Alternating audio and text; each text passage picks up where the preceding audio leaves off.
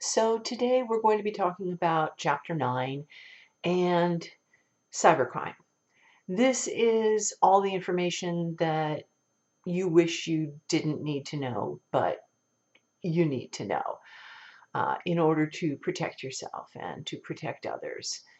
Um, there's a lot of details in the chapter. I'm just going to be going over some of the general stuff, the things that I think are most important to take away from this chapter. So let's get to it.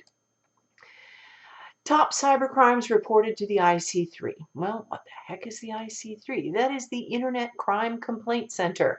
Yes, there is one. I don't know if they actually do anything except, accept reports and keep track of, what all type of thing is being reported, but there they are. So let's look at them. FBI related scams, identity theft, non-auction / non-delivery of merchandise, advance fee fraud. We're going to talk about a bunch of those. But the chief one, of course, is the creation and spread of viruses. Creating and spreading online viruses is a crime. And it's an amazingly prolific one. And I don't quite understand it because there's really not a whole lot to be gained in the spreading of most viruses. And I always think crimes ought to have a motive. And there are only a few type of viruses that actually do have a monetary gain behind them. And that's, one of the chief motives I think of for committing a crime. I mean, there's got to be some benefit, right? Non-cyber crimes, we can think of other kinds of benefits besides actual monetary gain. There's always, revenge and that sort of thing. And I suppose there could be a revenge element to knocking somebody's computer out with a virus if you're, really, really mad at them. But, I suppose it depends on what it was you knocked out. At any rate, yes, it is a crime. And, if you get caught doing it, it is punishable under the law. So let's talk about some of those viruses. So here's a nice little graphic of different types of viruses: boot sector viruses, logic bombs or time bombs, worms, script and macro viruses, email viruses, and encryption viruses. Now, I mentioned that there were only a few that I perceived as having any kind of monetary gain attached to them. And the one category is encryption viruses. There might be something else, somebody might pay you to create a virus that does other kinds of damage. But encryption viruses are a pretty ingenious thing. Basically, what you do is once you've hacked into a system, you plant an encryption virus that encrypts all of the system's files. In other words, makes them unreadable to anyone who doesn't have the key for the encryption. Then you send them an email or a message somehow saying, ha, ha, ha, ha, ha, I have encrypted all of your files, and if you want your data back, pay me such and such amount of money via a money order or cashier, however they want to get. Usually it's like Bitcoin now or something like that. But at any rate, usually for individuals that get attacked by this, the amount is very low. Why? Because for a not insignificant but not outrageous amount of money, you can take your computer to a computer specialist and have them decrypt the virus. Um, it's not cheap, but that's why they ask for not too much money. And when they're only asking for 100, 150 bucks, and it's going to cost you 300 to 500 to have a computer tech do it, you're going to give them the 100 to 150 bucks, right? Well, how do you know that they'll actually then give you the encryption key? Well, because if it was established that you wouldn't get that, a lot of people reported that they got ripped off, nobody gave them the key, then of course you wouldn't bother to pay, would you? So most people that do these encryption viruses,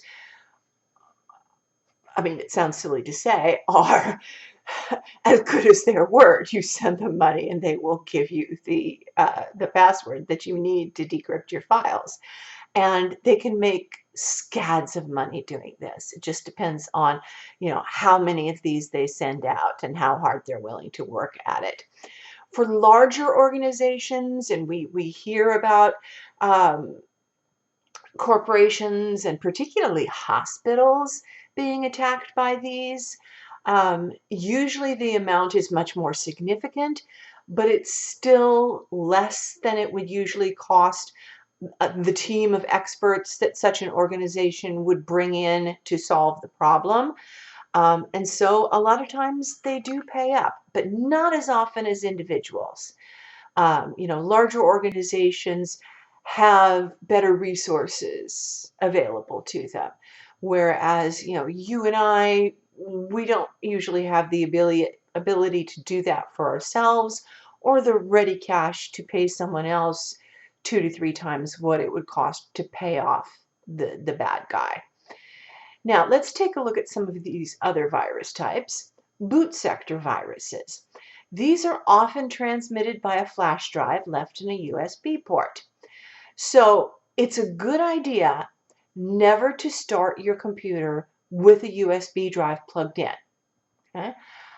As long as it's not there when the computer is booting up, starting up, that boot sector virus can sit on that flash drive forever and never hurt anything because it responds to the trigger of boot up activity. That's how it gets in. And as long as it's not there when that's happening, it will never do any damage. So just make it a rule of thumb if you commonly use flash drives for data storage. They're convenient. They're not as big a deal anymore since most of us have cloud drives and that sort of thing. But when I first started teaching at City College, they were just getting started. They were very expensive. And so a lot of my students stored their files that were too big for, what storage they had on their laptops or, if they needed to move files between school computers and home computers, they used floppy drives. There was another kind of a drive that would store a lot more, but they were expensive. Not everybody wanted to invest in another drive. So when the price on the flash drives started coming down, making them really cheap and easy to have, I mean, you'd see buckets of them sitting next to the cash register at Office Max. That was a great thing. Again, not such a big net deal now, but we still do see them in use. So just make sure there's not one in your computer when you start it up. Macroviruses can be pretty dangerous. A macro is a little miniature program within a file used by another program. So the example we see here, a macro is a virus that's attached to documents such as Word or Excel files. Those are fairly commonly seen. Because those documents do allow the creation of macros, which is a way to automate a task that you might do often within that program. You can hide malicious code in them. So you want to be very careful of them. Now, the Office programs themselves are very careful about that. So if you have macros enabled in a file that you're using in that program, you're often going to see this warning pop up when you open those files. Here's one for Excel. The workbook you're opening contains macros. Some macros may contain viruses that could be harmful to your computer. If you're sure this workbook is from a trusted source, click Enable Macros. If you're not sure, want to prevent any macros from running, click Disable Macros. You can always employ the option of not opening the file at all if you're not sure. So if it's a file that somebody you don't absolutely trust sent you, maybe don't open it. Check with the person that sent it and then maybe only open it with macros disabled.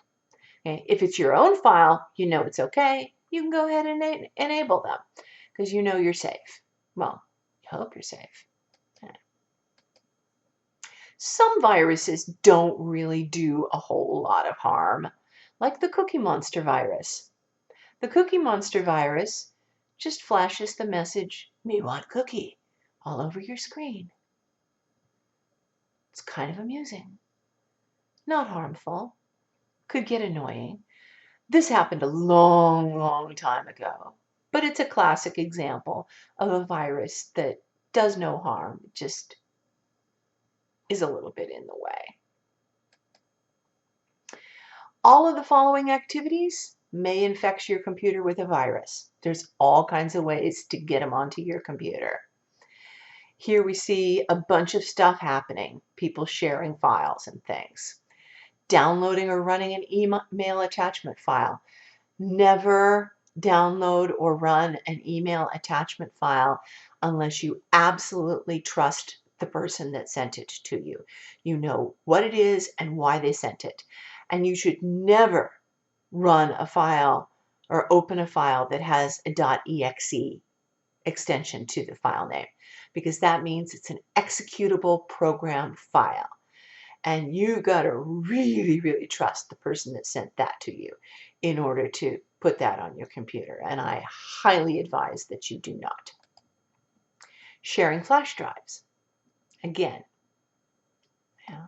sharing files, easiest way to get garbage on your computer.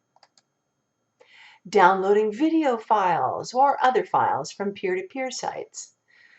I mean, let's just avoid those peer-to-peer sites. They're just not worth the trouble. I haven't, to be honest, heard a whole lot about peer-to-peer sites recently. There may be some that, as a techno dinosaur, I don't really know about anymore. But, back in my early days in working with computers that were always hooked up to the internet and that sort of thing, we had a lot of talk about LimeWire in particular was a pretty garbage place. About 90% of the stuff that you thought was going to be a music file turned out to be porn or garbage or viruses. And there was always Napster, which everybody was hot to trot about until they got into a lot of trouble for violating copyright laws and a whole bunch of stuff like that. They subsequently went legit though, and they still exist in a legitimate streaming service. So they managed to turn the situation around. So good for them.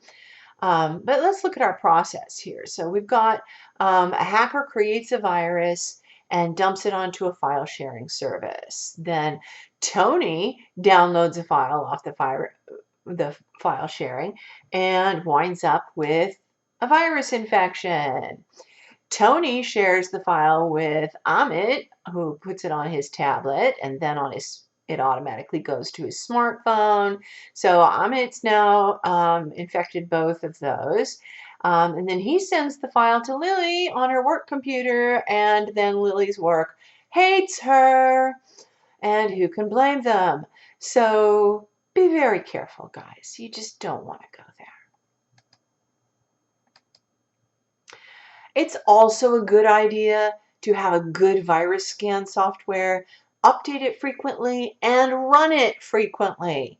Now, this is something that you can set to happen automatically. You can get the updates downloaded automatically. You can have it run the scan automatically. The only thing you have to do is remember to subscribe to a decent antivirus software. And some of the free ones are okay, like your internet service provider probably has access to one that's reasonably good that you can use for, as part of your account with them. If not, it's worth the money that you spend because you want those regular updates. New viruses are being created by the hundreds every day, and you want your virus scan software to know the signatures of all those viruses, and that's what it gets in those updates, is those virus signatures, so that it can identify them if they show up on your computer and either delete them or isolate them so that they can do no harm. So I know it's a slight chore, but it's not that bad, folks. You can do this. I have faith.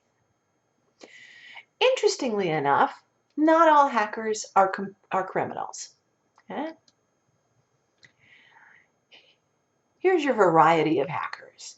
You got your white hats, you got your gray hats, you got your black hats.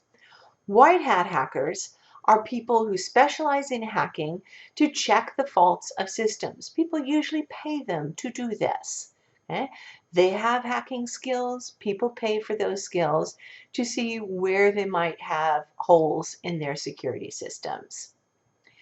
Gray hat hackers are kind of, straddling the fence there. Sometimes they may be out for their own gain. Sometimes they do this by exploiting security holes in order to draw attention to those holes to people and hope to get hired by them to fix them. We'll assume that the white hat hacker waits to be called upon to do that. The black hat hackers, those are people who are just out there to cause malicious damage. There may be financial gain in it for them.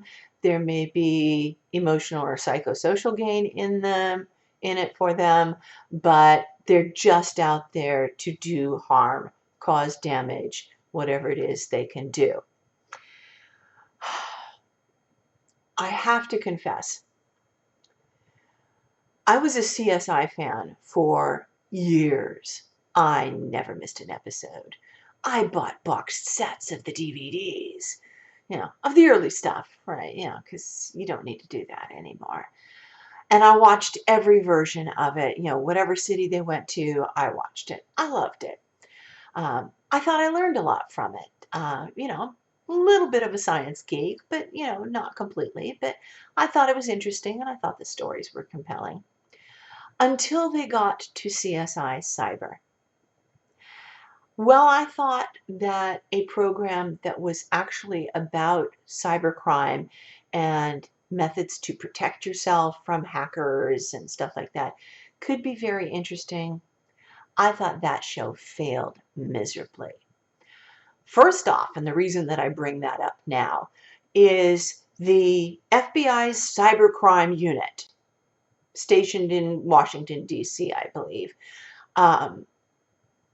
had hired 3 young, and by young I mean in their early 20s probably, black hat hackers that had been caught by the FBI. And as their penalty, they were hired by the FBI to work for the Cybercrimes Division. And I thought that whole concept was so freaking ridiculous that I had a very hard time getting past it. Then, in the show itself, people who were supposed to be experts on all of this would stand around explaining the stuff to each other, obviously for the benefit of the audience that is supposed to not know about these things. And that just drove me insane. I mean, put a little definition on the screen so we can follow what they're talking about. And they did that sometimes.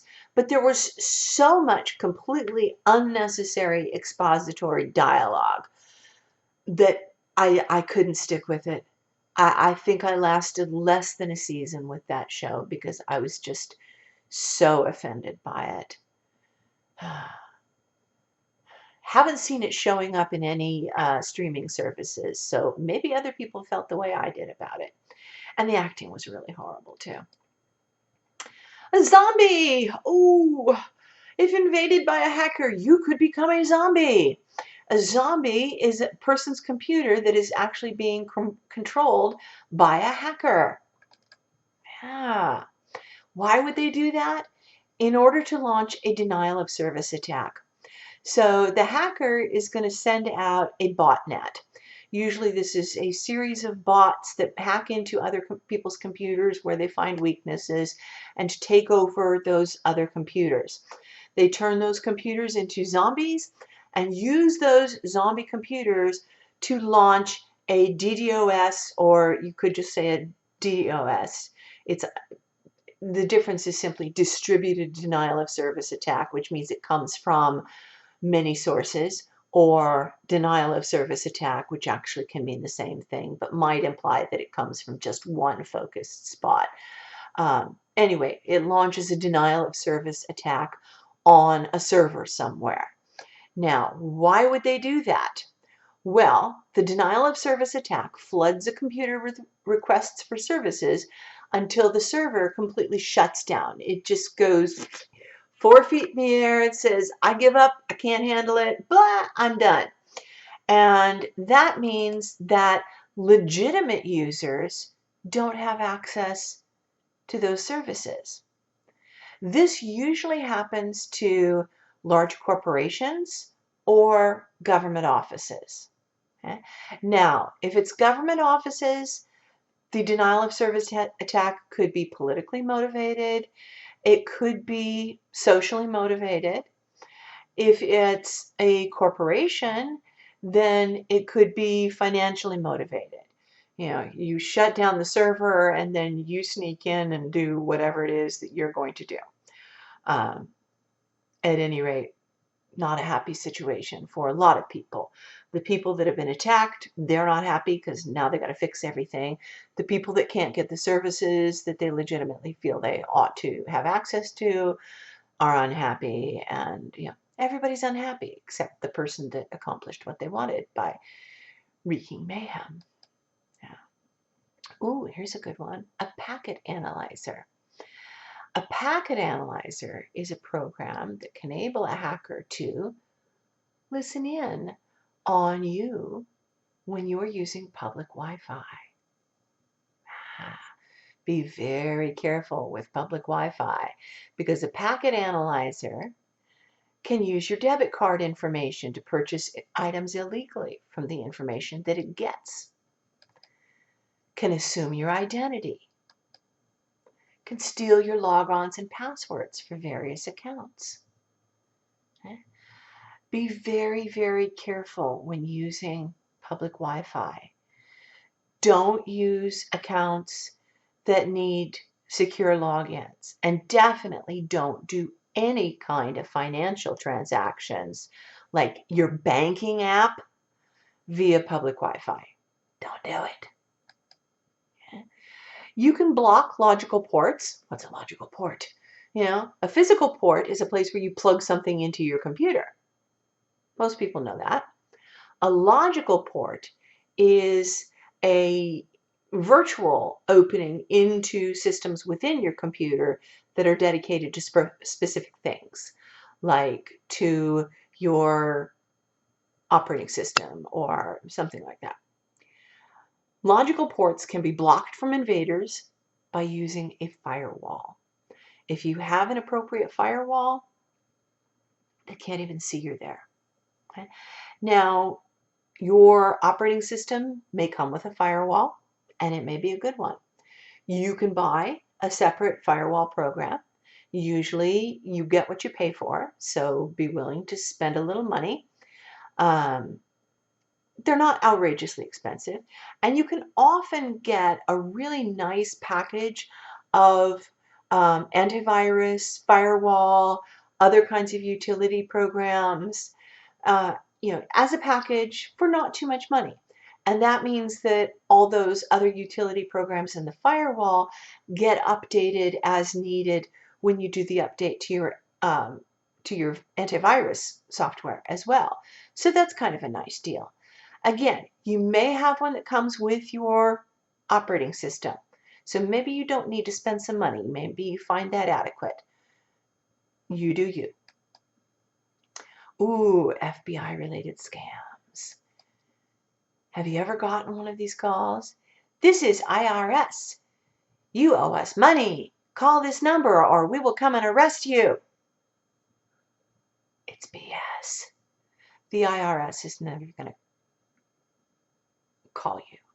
They'll send you a nice, officious looking, scary letter if you're really in trouble. Any call that sounds like it's from a government official,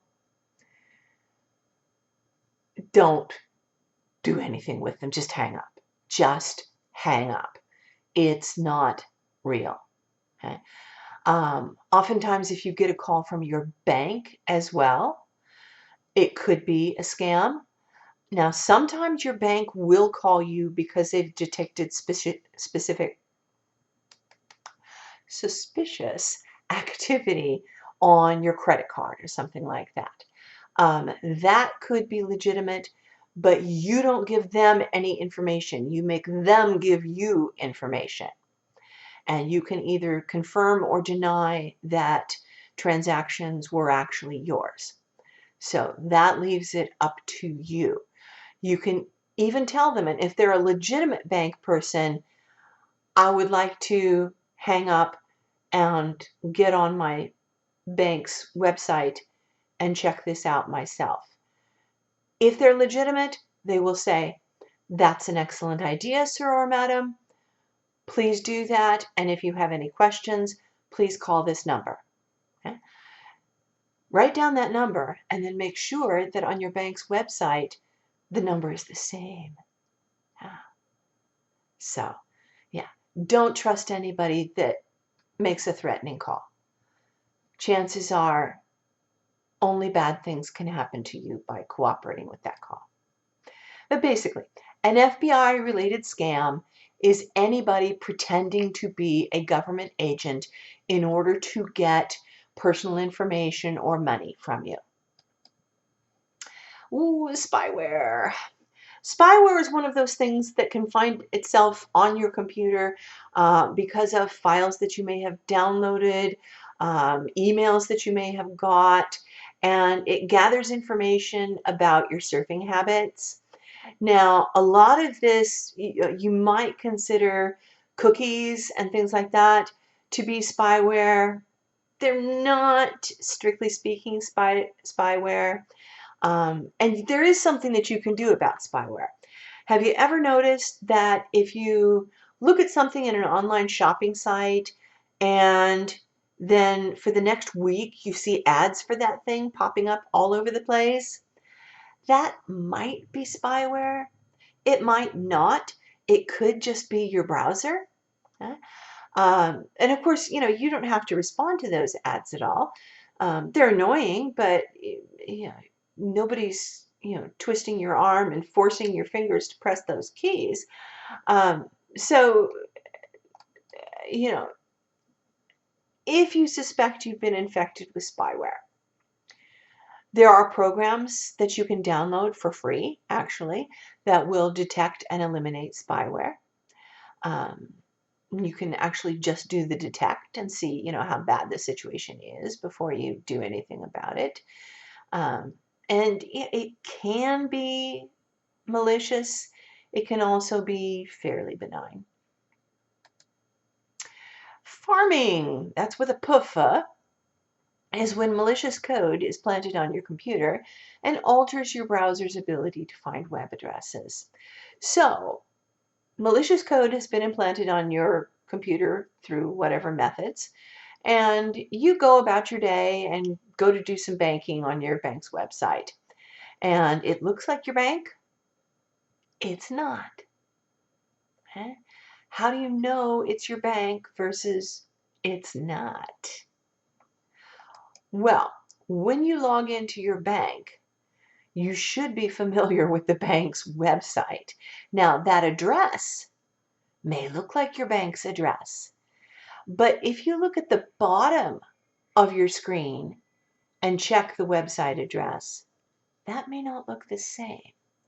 You should also look for some of the secure symbols, the trustee verification, a locked padlock symbol, especially if it's a bank or any financial site.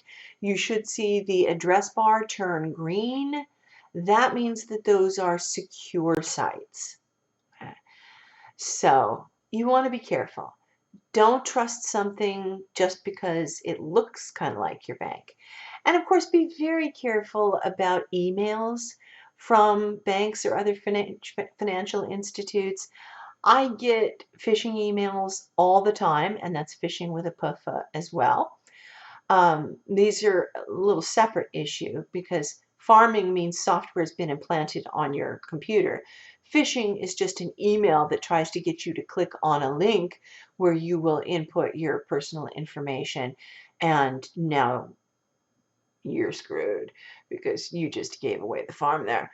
At any rate, so many from banks that I don't bank with. Uh, you know, I get phishing emails that purport to be from Amazon all the time. I've gotten a whole bunch of them recently from companies that claim I purchased antivirus protection from them, and they're sending me my $400 invoice. And I'm like, no, bye bye. But you do need to be careful. Social engineering is another way you can be hit by cyber crimes. And not so all social engineering is initially a cyber crime because it can happen via in-person, person-to-person contact. But it's any technique that uses social skills to generate human interaction, that entices individuals to reveal sensitive information, that can be then used to commit identity fraud, that sort of thing. Um,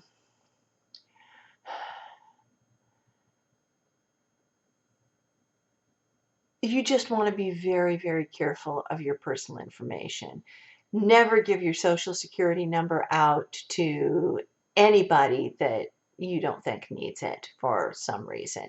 I mean, obviously, if you're talking to the social security people, they're going to need at least part of your social security number to verify that you are who you are. If you're registering for a hospital stay or signing up with a new doctor, they probably need that information. But just be very, very careful. One of my favorite, I guess you could call it a joke about social engineering. It was a commercial actually for Priceline of all things. This little old lady tries to get her grandson to fly out and visit her and help her with a lot of chores that need doing around the house because she's too old and frail to do them. And grandson says, no, grandma can't do it. Airfares are too expensive. So she hires a shady looking handyman who comes in, and one of the things he does is hang this huge mirror in her hallway. And she's like, oh, that looks great. And he says, yeah, it looks great. Let's celebrate and order a pizza. What's your social security number? They need that. And, grandma fortunately can't remember what her social security number is. But I mean, obviously the point was help your grandma out because Priceline airfares are cheap. Help your grandma out anyway. But yeah, I still laugh when I think about that. It was pretty funny. Yeah. Anyway. Passwords! Oh, we hate passwords. Everybody hates passwords. They're such a nuisance. And it would be so nice if we could use just one password for everything, but that's like the total worst thing you can do. My son, a while back, finally bullied me into using a password program that keeps track of all my passwords for everything. And I like it. I haven't yet gotten to the stage where I will trust it to create secure passwords.